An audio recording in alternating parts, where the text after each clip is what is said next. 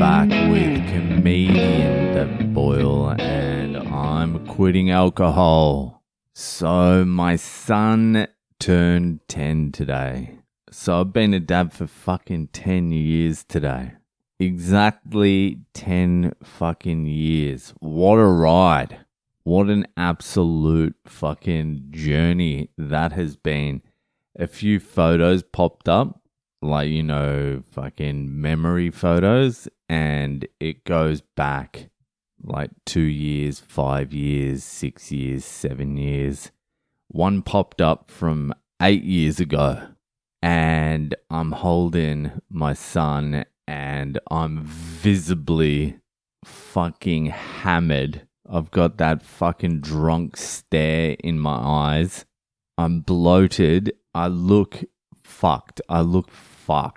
And my wife looked at it and was like, oh God. Yeah, well, it was more, oh God, for me. That is the best decision for the best reason I have ever made, is to quit drinking. It is so fucking gross to look at that.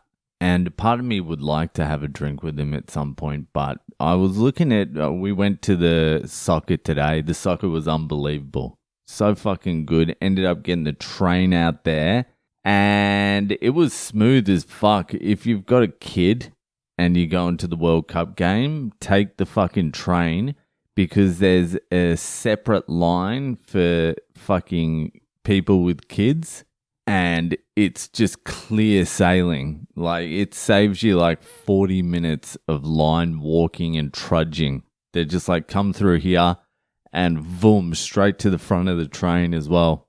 And that's a fucking great stadium too, Foxborough. This is without a lie, we were at the very top final fucking road. There was nothing behind me. There was concrete. There was concrete wall behind me. That's how last up in the stands we were. We were 10 seats in from the corner, and we were hard up. My head was leaning against the concrete wall. If you went over the concrete wall, you're just swan diving into the fucking pavement on the other side. Like, there's no one behind me. I didn't realize I actually bought the last row there is. I thought I was somewhere middle for some reason. I bought the tickets, then forgot, and then inflated how much of a good father I was. I actually just bought the furthest, cheapest tickets you could buy, but fucking Gillette or Foxborough is such a fucking sweet stadium.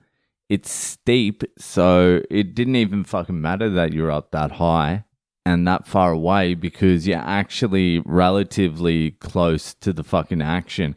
If you're at the MCG and you got the seats, or Melbourne Cricket Ground and you got the seats I got, you would need like some high focus binoculars just to see an ant-like figure. But this was all right. This was great. And the atmosphere was great. The whole thing was fucking great today. My son loved it. Dembele scored a fucking hat trick. And the other thing I'm fucking loving at the moment is the referees have swallowed their whistle. I think they watched the final series of the NBA and they're like, fuck this flopping shit. Let's let them play football. It's so fucking good. Even if a few of them are actually fouls, who gives a fuck? The players are starting to get it now as well. They're not flopping as much, because the problem is, if you flop and you stay on the ground, you've got two options. You either fucking get up immediately, which is the right thing to do, get up immediately and go, I didn't win that one. Or you stay down and you try and sell it harder. And, well, the first few games of the World Cup, they were staying down and trying to sell it. But because the fucking referees have swallowed the whistle, if you stay down and sell it, you're completely out of position. The game just keeps on going. You're selling it, but it's basically like your team's a man down. So I watched a guy today fucking fly through the air. He didn't even get touched. spent like a second down on the ground, looked around, saw he didn't get it, and then just jumped up and continued jogging. I also saw another guy fucking try and sell it hard. It was another flop, but he tried to sell it. He was out of position, but he was like, I've committed to this. I've committed to this flop.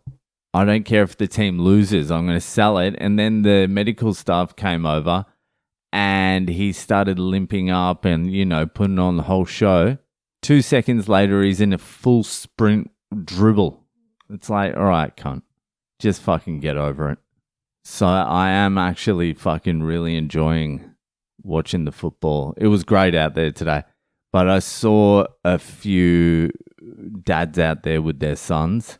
There was so many fucking Norwegians. And Norwegians, I didn't know much about Norwegians. I don't know much about Norwegians. But they're a little bit like Norwegian or Down syndrome. It's hard to tell the difference. Is it a drunk Norwegian or is it a guy with Down syndrome? I don't know. Anyway, I saw a few fathers there with their sons and they're having a drink together and it's just different.